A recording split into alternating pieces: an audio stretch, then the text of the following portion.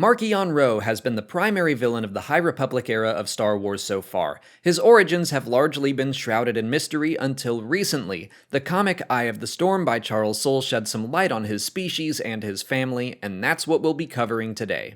We learn that Marchion's people were called the Evereni, and they were originally from the planet Everon. It was a world of storms full of rain and lightning. The Evereni built their homes and culture around the idea that they would embrace the tempests and the chaos, flowing with their planet rather than conquering its natural state. But their world was hostile and dangerous, and survival was difficult. Resources became few, and the Evereni were forced to turn on each other to survive. They warred for centuries until their population was greatly reduced. Even families turned on each other. When the Evereni finally developed interstellar travel and the ability to flee Everon, they had evolved to understand only their selfish needs, wants, and goals. As they encountered more and more species of the galaxy and saw how much there was to take, they were immediately aggressive. They were labeled outlaws by the Republic and were hunted down until they were nearly extinct. But the survivors only became more deceptive and manipulative to take what they wanted.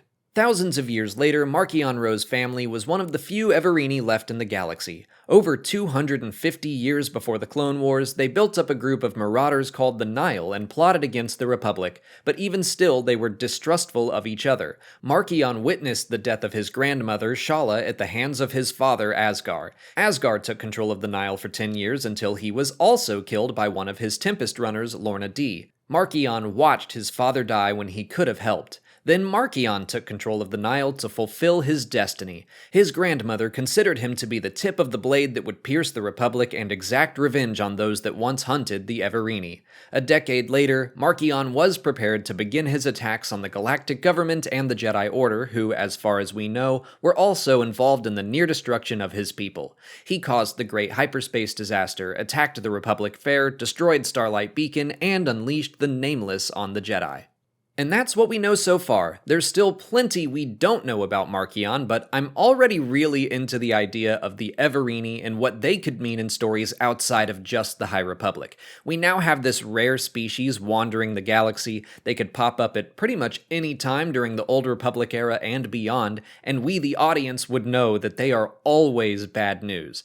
I think that's a cool lingering threat that any future storyteller could potentially decide to use. I expect we will learn more about the Evereni and specifically the Ro family in Phase 2 of the High Republic books and comics. Those stories will take place over 100 years before Marchion's birth, but we know his ancestors have had dealings with the Jedi before. I think it's likely we'll see specifically why they have a vendetta against them outside of their potential involvement in dwindling Evereni numbers millennia ago. But that's it for today. If you haven't already, please like this video, subscribe to the channel to keep up with all our High Republic coverage, follow us on TikTok, Twitter, and Instagram, and consider checking out our Patreon page.